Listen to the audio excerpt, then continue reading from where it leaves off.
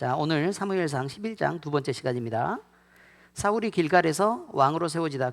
그 전에 왕으로 세워졌어요? 안 세워졌어요? 세워졌죠. 왕으로 세워졌는데 길갈에서 다시 왕으로 세워지는 장면입니다. 12절, 14절은 제가 읽고 13절, 15절은 여러분이 읽습니다. 자, 백성이 사무엘에게 이르되 사울이 어찌 우리를 다스리겠느냐 한 자가 누구니이까 그들을 끌어내소서 우리가 죽이겠나이다.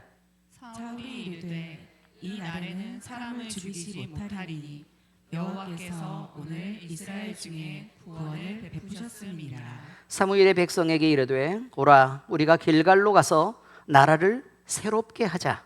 모든 백성이 길갈로 가서 거기서 여호와 앞에서 사울을 왕으로 삼고 길갈에서 여호와 앞에 화목제를 드리고 사울과 이스라엘 모든 사람이 거기서 크게 기뻐하니라. 아멘. 네. 주중에 우리 지방선거가 있었습니다. 그렇죠? 지방선거가 있었는데 여러분이 볼 때는 누가 이긴 것처럼 보입니까? 민주당이 이긴 것처럼 보입니까? 국민의힘이 이긴 것처럼 보입니까? 어디가 이긴 것처럼 보여요? 민주당이 이긴 것처럼 보이죠. 그죠? 근데 국민의힘이 졌다고 생각을 할까요? 제가 볼 때는 상당히 선전하고 선거를 잘 치렀다라고 볼 것처럼 느껴지는데요. 여러분, 제가 왜 이런 말씀을 드리느냐? 왕으로 세워지는 사울에 대한 얘기를 우리가 하기 전에 세상 나라와 하나님의 나라에 대한 얘기를 조금 더 하는 게 좋을 것 같아서 드릴 말씀입니다. 제가요, 주중에 어쨌든 가족 여행을 다녀왔습니다. 가족 여행을 다녀왔는데 그 전에는 제가 잘 몰랐어요. 왜냐하면 제가 늘 목사로 살고 또 늘 성도님들만 만나고 또 늘 교회 안에서 교회 일을 하고 또 집에 가서도 또 몸이 썩 좋지가 않기 때문에 늘 기도하고 또 말씀을 보고 설교를 쓰고 하는 일로 거의 전체 시간을 다 보내다시피 하거든요. 그렇기 때문에 저는 늘 하나님과 동행하는 삶을 그렇게 사는 것처럼 그렇게 느꼈고, 심지어 목욕탕을 가더라도 저는 늘 혼자 목욕을 하기 때문에 그냥 이렇게 늘 찬송이 그냥 끊이지 않고 쉴 새 없이 그냥 이렇게 기도를 하고 찬양하고 이렇게 하는 시간들을 늘 보냅니다. 그런데 여행을 가니까요, 근데 이게 패키지 여행이란 말이에요. 패키지 여행의 특성에 대해서 여러분 혹시 아는지 모르겠네요. 물론 단체가 가는 것도 맞고 그렇지만 진짜 빈틈이 없이 쉼 없이 계속 끌고 다니려고 해요. 근데 여러분 생각을 한번 해보세요. 저는 지금 열을 배출을 시켜야 되는 상황이잖아요. 근데 새벽 시간의 온도가 31도예요. 31도.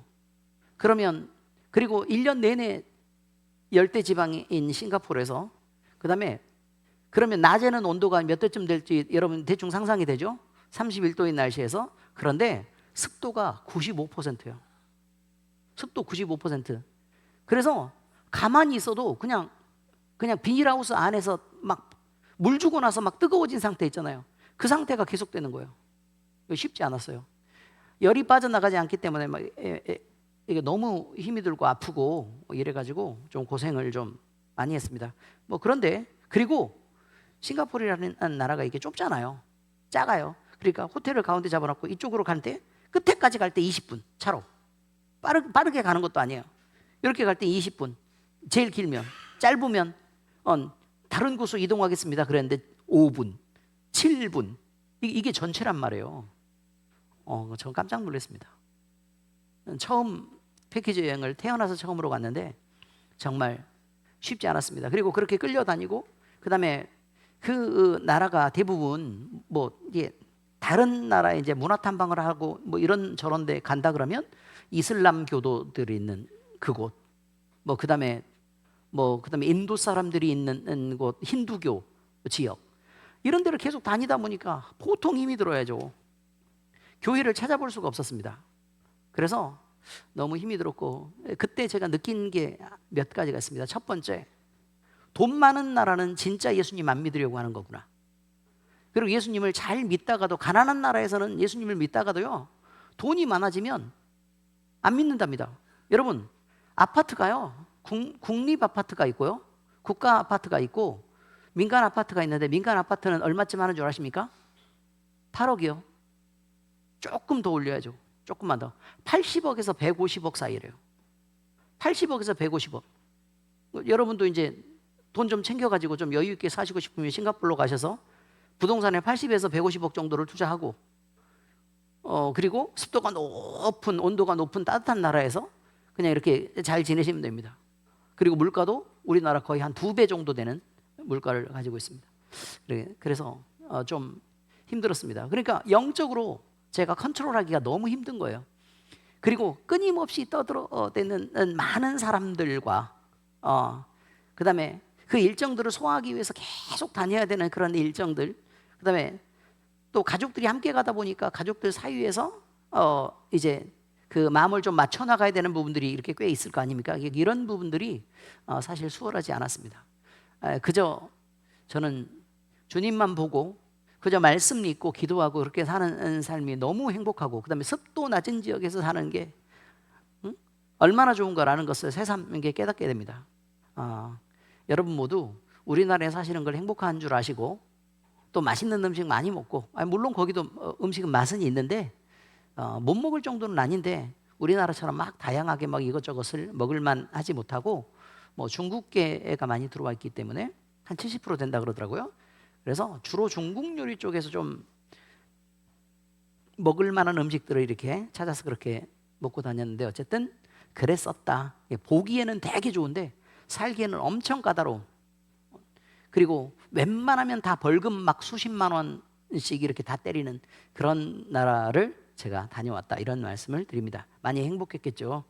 가족들과 함께 좋은 시간을 보내고 왔습니다. 감사를 드립니다. 어쨌든 이렇게 사람이 부유해지면, 결국 돈이 많아지면 돈을 잡고 있지 신앙을 붙잡지 않습니다. 그게 제일 큰 문제가 됩니다. 하나님이 왜 우리를 가난하게 하실까? 우리를 복되게 하시려고 그런 것입니다. 우리를 복되게 하시려고. 하나님이 우리를 왜 아프게 하실까? 우리를 복되게 하시려고, 하나님으로부터 떠나지 않게 하시려고 그렇게 하시는 것입니다. 또 왜 우리를 여러 가지 어려움에 빠뜨리실까? 하나님을 찾으라고 그러는 것입니다. 하나님을 찾으라고. 또 하나님과 함께 즐거움을 누리라고, 더 행복한 삶을 주기 위해서 우리로 지금 이 어려움들을 당하게 하시는 것을 우리는 잊으면 안 된다, 이런 말을 드리려고 합니다. 그 다음에 또 한 가지 느낀 게 있어요. 또 한 가지. 첫 번째는 뭐라고요? 부자들은 예수 믿기 진짜 어렵구나. 이게 첫 번째 한 가지입니다. 두 번째는 뭐냐면 이거예요. 하나님을 마음에 품고 사는 성도의 삶과, 그 다음에 하나님을 비워버리고 사람으로 사는 삶이 이렇게 많이 다를 수 있을까? 그래서 저는요, 이슬람 교도들이나 이 사람들에 대해서 좀 다른 생각을 하게 됐어요. 왜냐하면 우리나라도 나가다 보니까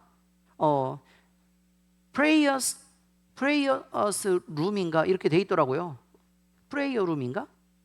아무튼 그렇게 돼 있어요. 기도실이라는 게 있어요. 그 기도실은요, 이슬람 교도들이 자기들의 신앙을 지키면서 하루에 5번씩 그 메카를 향해 가지고 정한 5번의 기도를 매번 드리는 거를 잊지 않기 때문에 그렇게 한 거예요.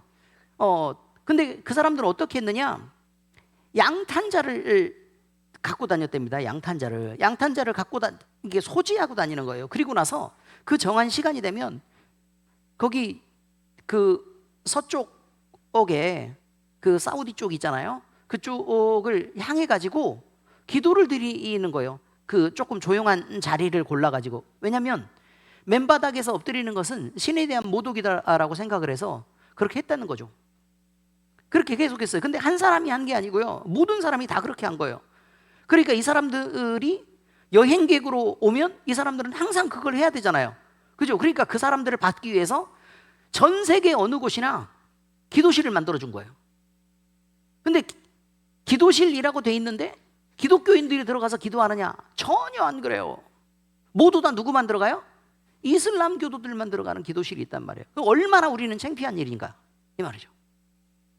얼마나 우리는 창피한 일인가. 물론 뭐 어디 우리나라 뭐 땅을 향해서 기도하는 것보다 우리는 우리 하나님을 향해서 기도하는 기도하고 있으니까 우리가 또 바른 기도를 하고 있다. 물론 바르기는 해요. 덜해서 그렇지.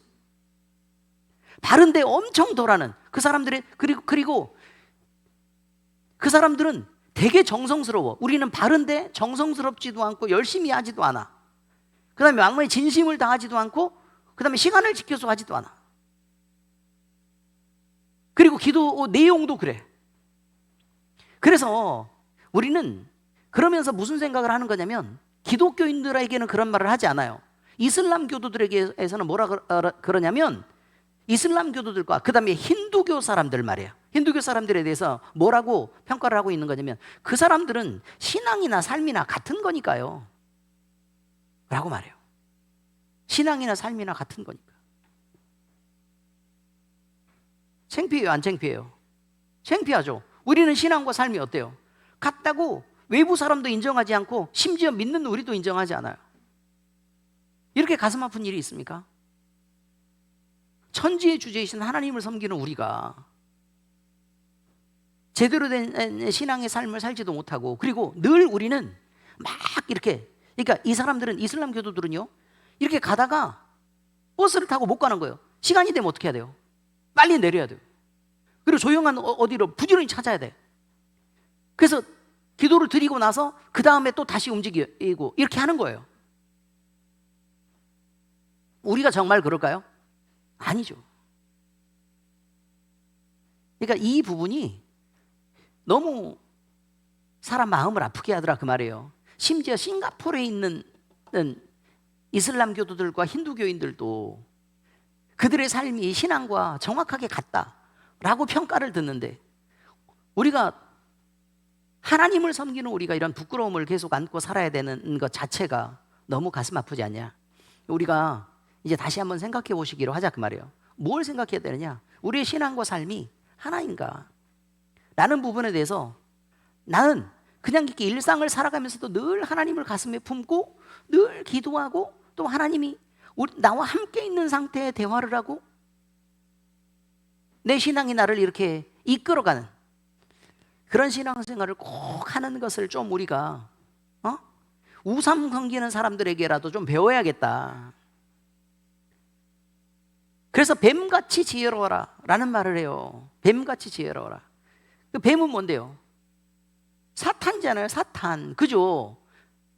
그들이 얼마나 지혜롭게 행동하는가라는 부분에 대해서 거기서라도 배울 거 있으면 어떻게 해야 된다고요? 배워야 된다고 얘기하는 거예요. 신앙과 삶이 하나로.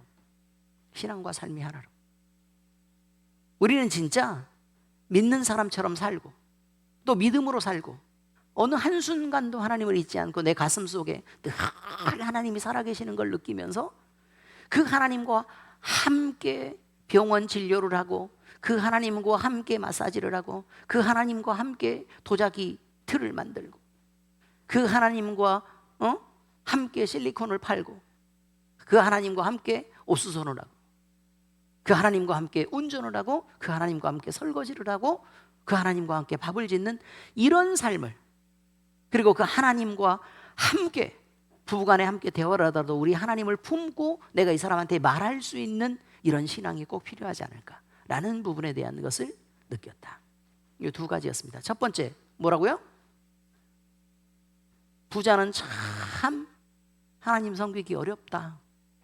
그래서 우리를 가난하게 하시는 것이 우리를 복되게 하시려고 하는 거다라는 것을 제가 느꼈다. 두 번째는 뭐라고요? 신앙과 생활이 하나인 그들이 부럽더라. 우상 섬기는 그들이 참 부럽더라 라는 얘기를 제가 오늘 하게 되었습니다. 여러분, 오늘 제가 이 말씀을 서두로 가져온 이유는요, 이스라엘 백성들이 사울을 왕으로 세우는 어떤 과정들에 대해서요, 또 그들의 감사에 대해서, 그들의 기도 내용에 대해서 제가 느끼는 게 참 많기 때문에 그렇습니다. 사울이 길갈에서 다시 왕으로 이제 세워지는 작업을 해 나가게 되는데요. 이 길갈이란 어떤 곳이냐? 광야를 돌다가요, 이제 요단을 건넙니다. 그리고 가나안의 한 땅에 딱 발을 들여가지고 처음 도착한 땅, 그리고 그곳에 장막이 세워지죠, 그죠? 그곳이 어디예요? 길갈이에요, 길갈. 그래서 하나님과 함께 삶을 시작하는 곳, 이런 의미에서 길갈입니다. 그런데 그 처음 가나안 정복해 나가는 그 처음 출발점이 되었던 그 길갈에 다시 사무엘이 모이라고 하는 것입니다. 모여가지고 뭐 하자고요? 우리 하나님과 함께 사는 삶을 시작하자. 그래서 새롭게 시작하자. 그런데 문제는 그 전에는 사사시대의 시작이잖아요. 그죠? 사사시대의 시작인데 지금은 뭐의 시작이에요? 왕정의 시작이에요. 제도는 바뀌는 것처럼 보이지만 그게 왕이 됐던 사사가 되었던 누가 세우신 분이다? 하나님이 세우신 분이다 라는 걸 잊지 말고 하나님과 함께 다시 우리가 한번 시작해보자 라는 의미의 길갈이다 라는 것입니다. 나는 여러분이 오늘 길갈에 있기를 바랍니다. 그래서 여러분이 오늘 우리의 신앙은 무엇인가? 그리고 하나님과 함께하는 삶을 우리가 언제라도 시작할 수 있다면 그게 오늘이고 그리고 지금이었으면 좋겠다라는 의미에서 지금 오늘 말씀을 전해드리고 있는 것입니다. 자, 그런데 여기서요 사무엘이 말이 이것입니다. 사무엘상 11장 14절을 보니까 사무엘이 백성에게 이르되 오라 우리가 길갈로 가서 나라를 새롭게 하자. 그 전에는 뭔데요? 그 전에는 하나님 버리고 우상 섬기면서 이게 문제는 그거예요. 사실 이걸 착각하지 말라라고 얘기하는 것입니다. 여러분 하나님이요 우상 섬기는 사람들을 싫어했을까? 싫죠. 당연히 우상 섬기는 사람 싫죠. 하나님께서 그죠? 그런데 그들에 대해서 언제나 늘 심판을 계획하고 계실까? 아니에요. 여러분 성경이 나타난 건 누가 읽으라고 지금 적어놓은 게 성경이에요. 믿는 사람들한테 읽으라고 적어놓은 성경이란 말이에요. 그러니까 믿는 사람이란 하나님을 모두 다 섬기고 있는 사람들을 말하는 거예요. 하나님의 관심은요 하나님을 섬기지 않는 사람에 대해서 어떻게 말하느냐, 그들의 상실한 마음대로 내버려 두사 그들이 원하는 일을 하게 했다고 말해요. 다시 말하면 하나님께서는 안 믿는 사람은 유기하신단 말이에요. 안 믿는 사람에게는 별 관심을 보이지 않아요. 그들이 세상의 질서를 따라서 살든 아니면 노력을 하고 미워하든 아니면 죄를 짓든 별로 별 벌 줄 생각하지 않아요. 그들의 악이 가득 차면 결국 나중에 심판하면 되는 거야. 별 상관이 없단 말이에요. 별 상관이 없어요. 문제는 뭐냐면 믿는 사람이란 말이에요. 믿는 사람들이 하나님을 섬기느냐 아니면 하나님 외의 것을 섬기느냐, 이런 의미이거나 또는 다른 의미예요. 하나님만을 섬기거나 아니면 하나님과 겸하여 다른 것을 섬기거나, 이거예요. 자, 두 가지의 조금 차이점은 있죠. 자, 첫 번째는 뭐라고요? 하나님을 섬기거나 또는 하나님 외의 것을 섬기거나. 그러니까 자기 마음의 자리가 한 자리뿐인 거예요. 한 자리뿐이어서 하나님 아니면 하나님을 섬긴다고 껍데기로는 말하고 하나님 대신 다른 것을 집어넣고 섬기는 것이에요. 근데 다른 것이란 뭘까요? 하나님과 원수된 것. 하나님과 원수된 것. 이건 세상적인 것. 그리고 육신에 속한 것. 어떤 의미인지 아시겠죠? 이거 하나님을 인정하지 않고 사람을 더 중요하게 생각하고 같이 있게 하는 것. 우리 여행 가이드가 그런 말을 합니다. 마지막에 우리 오는데 인사하는데, 여러분 이제는 여러분들이 인생을 그렇게 열심히 사셨으니까 이제는 여러분들에게 시간을 투자해도 되고 여러분들에게 보상해도 괜찮잖아요. 그래서 여행도 좀 다니시고 좀 즐기시고 마음껏 건강하시고 그렇게 행복하게 사시길 바라겠습니다. 전 그 말에 대해서 되게 가슴이 아팠단 말이에요. 목사로서 들으면서. 여러분 지금까지 여러분을 위해서 살았잖아요. 그럼 이제부터는 뭘 해야 돼요? 이제 주님을 위해서 한번 살아볼 필요가 있지 않아요? 그러니까 제가 그 전까지 언제 전까지 하면 시한부를 선고받기 전까지는 저를 위해서 살았던 인생이란 말이에요. 근데 제가 교회를 안 다녔어요? 그렇지 않아요. 교회 열심히 다녔어요. 어딜 나가든 교회에서 거의 11조가 우리 전체 교인들 중에 늘 1등이었고, 제가 목사님들 맨날 모셔다가 맨날 고기 사드리고 성도들에게 모범을 보이고 열심히 했어요. 물론 주일 오후에 제가 강의하러 나가기는 했지. 그렇지만 신앙 안에서 엄청 열심히 했단 말이에요. 내가 누구한테 질 사람처럼 보이세요, 여러분? 교회 다닐 때도 엄청 열심히 했어요. 그래서 그 교회 권사님들, 집사님들이 이상한 눈으로 자꾸 쳐다보는 거예요. 처음 오자마자 막 지나치게 저 사람 열심이다. 저거 신천지 아니냐? 계속 그 눈으로 봤단 말이에요. 저는 어딜 가든지 하나님을 섬기는 일에서 눈치 보지 않았어요. 늘 열심을 다했어요. 그런데 제가 인생을 고백할 때는 나는 그때까지는 나를 위해 살았구나. 나를 위해 살았구나. 내가 내 만족을 위해서, 내가 세상의 것을 얻으려고. 그때까지는 제가 엄청 기도를 많이 하는데 기도를 해도 하나도 감동이 없었대요. 말은 엄청 잘했대요. 왜? 말하는 직업이잖아, 그게. 말은 엄청 잘했대요. 그래 기도문 자체가 엄청 좋았어. 문제는 하나도 감동이 없는 거지. 그렇게 열심을 내보이고 이렇게 하는데도. 왜냐하면 내 마음의 뜨거운 감정이 거기에 실리지 않았기 때문에 그래요. 내 마음의 뜨거운 감정이. 사랑이란 내 마음에 뜨거운 감정이 실리는 거예요. 아무리 참고 싶어도 그게 안 되는 게 사랑의 감정이란 말이에요. 그런데 제가 시한부 선고를 딱 받고 나서 무슨 생각을 했느냐? 이제 세상에서 내가 무언가를 막 얻기 위해서 내가 열심히 달려가는 건 진짜 난 너무 싫다. 소름 끼치게 싫다. 이제 여기서 그만 올라가려고 하자. 이제 다 버리자. 그래서 회사의 대표이사도 때려치우고 폐업 신고하고 다 그게 접고,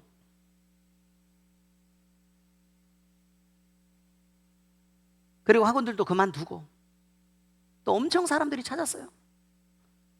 근데 그 전화 하나도 안 받으려고 제가 전화를 안 갖고 다니는 게 습관이 된 거예요. 전화를 들고 다니지 않는 게, 전화를 저한테 멀리 두려고 하는 게 습관이 돼서 전 전화를 받질 않아요, 원래. 그랬었고. 근데 그때부터는 기도에 전념하고 또 말씀을 읽으면서 뭘 하기 시작했냐면 제 마음에 늘 하나님을 담고 있는 이 하나님을 붙잡는 일을 하기 시작했어요. 붙잡는 일. 여러분 가슴에 손을 한번 얹어보세요. 우리 주님이 거기 계시면 늘 붙잡고 이렇게 살아야 돼요. 저는 이렇게 내려놓을 수가 없었단 말이에요. 이렇게. 왜? 우리 하나님 놓칠까 봐. 그거 놓칠까 봐. 성경책도 이렇게 들고 다니지 못했어요. 이렇게 들었어요. 이렇게. 성경책도 이렇게 들고 다녔단 말이에요. 가슴에 품고. 그런데 하나님을 그렇게 사랑하면서 시간을 보내보니까 그 전에 내가 얼마나 무지하게 하나님을 속상하게 하면서 살았는가라는 부분이 이제 비로소 느껴지더라. 그런 것입니다. 비로소 그때 느껴지더라. 내가 세상을 목적하고 살지 않은 것처럼 보였지만, 나 하나님의 영광을 위해 살 거예요, 세상에 많은 것을 주세요 라고 얘기했지만, 여러분 사실은 그게 아니었던 거예요. 실제로 내 마음속에는 진짜 세상의 것을 훌륭하게 많은 걸 갖고 싶었던 거예요. 진짜예요. 고백하는 겁니다. 진짜 많은 걸 갖고, 그래서 하나님 보시기에 떳떳하게 많은 일들을 하면서 살고 싶었단 말이에요. 근데 그것은 사람 앞에서 많은 사람에게 인정받으려고 했던 그런 부분들도 사실은 내가 목적하진 않았지만 그런 부분에 자랑이 되었던 걸 제가 감추지 않아요. 그랬었다는 거예요. 아닌 것처럼 행동했을 뿐이지. 그리고 실제로 또 무엇이 있었냐면, 내 마음속에서 내가 좀 잘 나가고 남들을 조금 아래로 깔아보는 것에 대해서 내가 거기에 대한 만족들을 느끼고, 또 그런 것들을 나름대로 추구하면서 살았던 것을 제가 고백을 하는 거예요. 이런 부분입니다. 이것이요, 겸해서 섬기는 거예요. 이 겸해서 섬기는, 교회에서 가진 열심을 다했고, 제가 열심으로 헌금 생활도 잘했고, 또 섬기기도 많이 했고, 모범이 돼서 1등으로 제가 최선을 다해가지고 교회인 중에서는 제일 1등이 되는 그런 사람처럼 아주 열심을 냈어요. 그럼에도 불구하고 제가 겸해서 섬기고 있었더라. 이 부끄러움에 대한 고백입니다. 세상을 떠나라는 의미인가요? 아닙니다. 길갈이란 뜻이 뭐냐? 길갈의 뜻은요, 돌을 굴리다 이런 뜻을 갖고 있습니다. 그러니까 돌을 굴린다는 얘기는 그럼 그동안 돌이 어디 있었단 얘기예요? 여기 있었단 얘기예요. 근데 그 돌을 굴려버렸다는 뜻입니다. 그래서 수치를 굴려서 나에게서 멀리 굴려서 내버리는 곳, 그곳이 길갈이란 뜻이에요. 길갈. 그래서 우리는 여호수아 5장 9절에 그런 말씀이 적혀 있어요. 여호와께서 여호수아에게 이르시되 내가 오늘 애굽의 수치를 너희에게서 굴러가게 하였다 하셨으므로 그곳 이름을 오늘까지 길갈이라 하느니라. 보세요. 애굽의 수치를 너희에게서 굴러가게 하였다 하셨으므로 그곳 이름을 오늘까지 길갈이라 하느니라 라고 얘기합니다. 여러분, 바로 이것입니다. 우리가 붙잡고 있는 세상은 우리는 자랑이 되지만 사실 수치인 것입니다. 우리가 자랑하는 모든 것들은, 자랑하는 세상적인 모든 것들은 사실은 우리에게는 당당함이 되고 우리에게는 자랑이 되고 또 우리에게는 거절할 수 없는, 거역할 수 없는 유혹이 돼요. 사실. 그렇지만 그것들이 뭐냐라고 물어보면 그것은 너를 사람으로 하고 교만하게 하는 수치라 이렇게 표현하고 있는 거예요. 너를 세상적으로 만들어버리고 하나님에게서 분리해내는 수치다. 네 마음속에서 하나님을 전부라고 생각하지 못하고 그 다른 것들을 더 채워야만 만족하고 안정되게 하는 그런 수치를 안게 한 거다. 바로 이런 것입니다. 수치는 어디에서 수치가 처음 등장하는 줄 아십니까? 수치가 어디서 등장해요? 창세기에서요. 아담과 하와가 죄를 지어요. 그리고 나서 스스로 그 수치를 가리려고 뭘 했어요? 그렇죠. 나뭇잎을 따가지고 살짝 가려요. 결국 수치는 뭐 때문에 느끼는 거예요? 죄 때문에 느끼는 거예요. 죄 때문에 느끼는 것. 그러면 요한복음이나 아니면 우리 로마서나 아니 요한 몇서 뭐 이런 요한 1서 이런 것들을 보면 우리는 그걸 알게 돼요. 하나님은 우리를 벌거벗었으나 수치스럽게 하지 않았어요. 우리의 벌거벗으면 수치스러운 게 아니라 그 말이에요. 결국 우리가 가리고 싶어하는 부분이 수치라는 거예요. 우리가 가리고 싶어하는 부분이 뭐냐? 사실 여러분, 우리가 세상 사랑하는 거 사실 맞아요. 근데 그거 교회 안에서 감추고 싶잖아요. 하나님 앞에 드러나고 싶지 않죠. 그렇지 않습니까? 하나님으로부터 하나님 없이 사는 시간들, 내 마음대로 막 이렇게 했던 말들, 행동들, 생각들, 이런 건 어떻게 생각하십니까, 여러분? 수치스럽지 않습니까? 그거 하나님으로부터 가리려고 하는 거예요. 이거 감추고 싶어요. 그리고 세상 사람들이면 다 그렇게 살지 뭐. 로마서에서는 그걸 뭐라고 말하는 줄 아십니까? 자기만 그렇게 행할 뿐만 아니라 그것을 행하는 사람들도 옳다고 하느니라 이렇게 말해요. 근데 이 사람들이 왜 그걸 행했느냐? 마음에 하나님 두기를 싫어해서 그랬다 이렇게 표현해요. 마음에 하나님 두기를 싫어하며. 결국 세상을 받아들이는 것은 마음에 하나님 두기를 싫어하는 것입니다. 마음이 하나님으로 가득 채우시길 바랍니다. 그래야 길갈처럼 우리가 여호와 앞에서 우리의 수치를 굴려내고 벌거벗은 몸으로, 벌거벗은 마음으로 하나님 앞에 모든 것을 오픈해서 다 하나님 앞에 새롭게 시작하는 그 땅이 된다라는 것을 잊지 마시기 바랍니다. 이게 엄청 중요한 것입니다.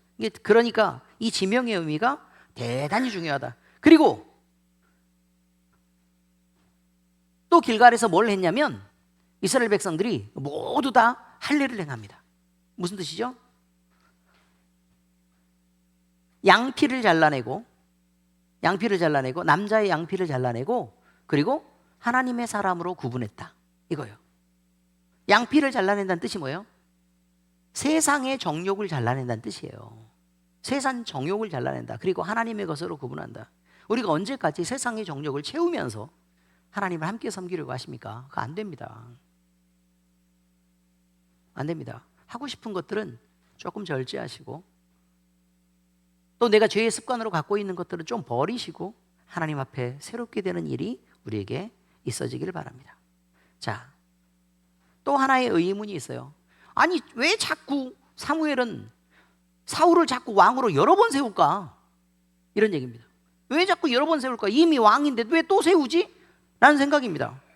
사울은 이미 사무엘상 10장에서 사무엘에게 기름 부음 받았습니다. 그럼 그걸로 끝나야 되는 거잖아요. 그리고 미스바에서 제비 뽑기로 왕으로 또 선출됩니다. 이해하십니까? 그런데 그때는 이스라엘 전체가 아니었어요. 그러니까 반대하는 사람들도 있었고, 자기가 뭔데 제가 우리의 왕이 되지? 라고 인정하지 않는 사람도 많이 있었습니다. 그리고 그 인정받는 제비뽑기로 뽑아지는 그 상황에서도 사울은 어디에 숨었다고요? 짐짝 사이에 숨었다. 이렇게 말했습니다. 그러니까 사람들도 인정하지 않고 본인도 자기가 왕이다라는 의식이 별로 없었다는 거예요. 그런데 그 이후에 어떤 일이 벌어지죠? 하나님의 신이 임해야만 하는 상황이 벌어져요. 아말렉과의 전쟁이 있었던 거예요. 암몬과의 전쟁, 그죠? 암몬과의 전쟁. 그럼 그 암몬과의 전쟁이 있으니까 이스라엘이 수치를 당하게 됐단 말이에요. 그러니까 하나님의 신이 사울에게 임하고 하나님의 영이 임하니까 사울이 어떻게 됐어요? 갑자기 일어나서 소를 잡고 여기를 각을 떠가지고 각 지파에 보내면서 지금 나오지 않으면 다들 이 꼴을 만들어 버리겠다 이렇게 얘기하니까 한 마음이 되어서 나와서 전쟁에서 승리하죠. 암몬과의 전쟁에서. 이해하셨죠?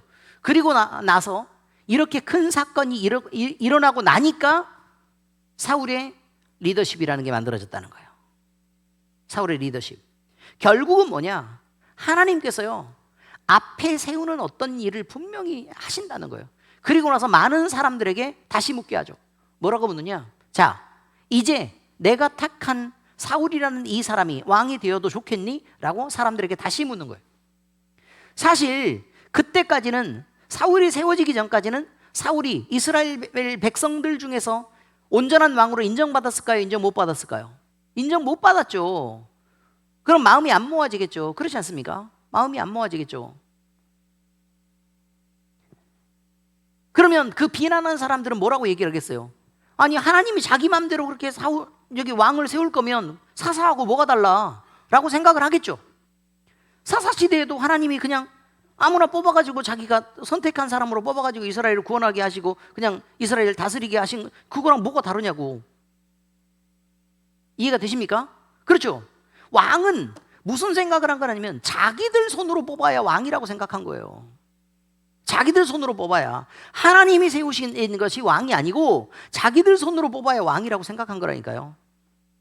그래서 자기들 손으로 인정하게 만든 거예요. 자기들이 모두 다 인정하게 만든 거예요. 그리고 나서 그 왕이 통치하는 것들을 하나님이 보게 하시는 거죠. 어떻게 했어요? 하나님의 구원이 실제로 암몬과의 전쟁에서 일어났습니다. 그래서 리더십이 확인됐습니다. 그런데 그렇게 확인된 상황에서 하나님은 뭘 얘기를 하는 거냐면, 그럼에도 불구하고 미스바에 모여서 하나님 앞에서 새롭게 하자 라고 할 수밖에 없는 상황을 만들어낸 것입니다. 왜요? 전쟁에서 이기게 한 것은 이스라엘 자기들이 세운 왕이 한 일이 아니라 하나님이 세우신 왕이 한 일이기 때문에 그런 거예요. 그래서 길갈에서 하나님 앞에서 또 백성 전체가 공식적으로 사울을 왕으로 옹립하는 절차를 갖게 됐다, 이런 말입니다. 그래서 하나님이 주신 구원 위에 왕권이 세워지는 장면입니다. 그러므로 그 왕권의 힘은 어디서부터 온 거다? 하나님으로부터 온 거다 라는 것을 말하게 한 것입니다. 자, 여기서 아주 중요한 단어가 등장하는데, 왕을 얘기하다가 여호와 앞이라는 단어가 나옵니다. 그런데 이게 여러 번 본문에서 반복되고 있습니다. 그래서 대표적으로 사무엘상 11장 15절을 보니까 모든 백성이 길갈로 가서 거기서 여호와 앞에서 사울을 왕으로 삼고, 그럼 결국은 왕으로 세워지는 건 우리가 추앙해 가지고 왕이 끄트머리 이렇게 쓴 게 아니라 모든 백성이 모여서 왕을 하나님 앞에서 내밀고, 이런 뜻이에요. 하나님 앞에 내밀어요. 그럼 누구한테 허락해 달라는 거예요? 하나님 앞에 허락해 달라는 거예요. 하나님 앞에 허락해 달라. 그리고 하나님 앞에서 우리가 그러면 왕의 뜻대로 행하겠다가 아니라 하나님의 뜻대로 행하겠다라 그래서 길갈에 모여서 이렇게 왕으로 삼는 일이 분명히 벌어지게 됐다, 이 말입니다. 그러니까 결국 힘의 중심은 누구에게만 있어야 하고 하나님께 있어야 되고, 그리고 왕을 세우고 폐위하는 일까지 모두 다 하나님의 주권이다, 이런 것을 얘기하는 것입니다. 그러므로 이스라엘 백성들은 길갈에 모여서 이제 예배로 반응합니다. 그들은 하나님 앞에 화목제를 드리고 하나님 앞에서 뛰놀며 나라를 새롭게 하자 이러면서 자기들의 신앙을 다시 돌아보는 기회를 삼았다는 것입니다. 이것은요, 인간의 왕정의 시작입니다. 그런데 여전히 그 왕정의 새로운 제도가 시작되는데 여전히 쭉 이어져 나오는 것은 하나님의 통치 아래에 있어야 할 나라를 확인하는 자리였다. 바로 이런 것입니다. 여전히 우리의 삶은요, 여러 가지 조건에서 상황에 따라 달라질 수 있습니다. 상황에 따라 달라질 수 있습니다. 누구는 대학을 가면서 달라질 수 있고, 또 누구는 결혼을 하면서 달라질 수 있습니다. 누구는 가족 중 누구를 잃거나 아니면 아이가 생겨나거나 이렇게 하는 일에 대해서 분명히 달라질 수 있습니다. 완전히 다른 삶입니다. 아이가 있는 것과 없는 삶, 가장이 자리를 지키느냐 아니면 가장이 하나님의 나라로 불리움을 받았느냐, 전혀 다른 것입니다. 뿐만 아닙니다. 갑자기 사고를 당해서 아프고 정상적으로 활동할 수 있는 사람이 환자가 됩니다. 전혀 달라집니다. 바로 이런 것입니다. 이렇게 인생에서 여러 번의 아주 중요한 터닝 포인트를 만납니다. 그때 우리는 무엇인가 새롭게 시작해야 될 필요를 느낍니다. 그때 우리는 그때마다 하나님 앞에서 여전히 이어지는 하나님의 주권을 인정하며 우리의 마음과 신앙을 새롭게 하는 기회로 삼아야 할 것입니다. 정말로 우리가 잘 생각해 봐야 됩니다. 이전과 나는 하나님 앞에서 더 나아졌는가? 그 터닝 포인트를 중심으로 바라봐야 된다는 것입니다. 누구는 그것 때문에 하나님 앞에서 더 나아지고 하나님과 더 가까이 가고 또 교회를 더 많이 사랑하기도 되지만, 누구는 자기가 온전히 하나님을 섬기고 있다고 생각을 하고 있을지라도 교회로부터 멀어지고 또 세상으로 돌아가고 또 하나님과 거리를 두게 되는 삶을 선택할 수 있다는 사실도 우리는 늘 기억해야 합니다. 우리 가까이 있는 많은 사람들이 이런 터닝 포인트를 만났을 때 하나님과 더 많이 가까워지고 또 주님을 더 깊이 또 온전히 또 가득 차게 우리 하나님만 섬길 수 있는 사람들이 될 수 있기를 우리 주 예수 그리스도의 이름으로 축복합니다. 기도하겠습니다. 하나님 아버지, 감사합니다. 우리의 삶은 끊임없이 하나님의 주권 아래서 펼쳐지고 중요한 터닝 포인트를 여러 번 만나게 됩니다. 그러나 그 중요한 전환점마다 우리가 하나님을 더 많이 사랑하고 또 온전히 하나님을 사랑하는 방향으로 우리의 신앙이 새롭게 될 수 있기를 원하고 기도합니다. 아버지 하나님, 중요한 때마다 하나님께서 우리를 위로하시고 하나님께서 성령으로 우리를 감싸주시고 성령으로 감동하시고 이끌어주심으로 우리가 온전히 하나님을 섬기고 하나님을 사랑하는 쪽에 성공하는 인생 되도록 주님 우리를 이끌어 주시옵소서. 우리 하나님께서 우리의 마음의 길가를 반드시 만나게 하시고 이 길가를 통해 우리의 수치를 굴려버리고 그리고 온전히 하나님의 성결함을 또 거룩함을 회복하는 우리 모두 될 수 있도록 하나님이여 우리의 예배와 우리의 삶을 회복시켜 주시옵소서. 살아계신 주님, 예수님 이름으로 감사하며 기도합니다. 아멘.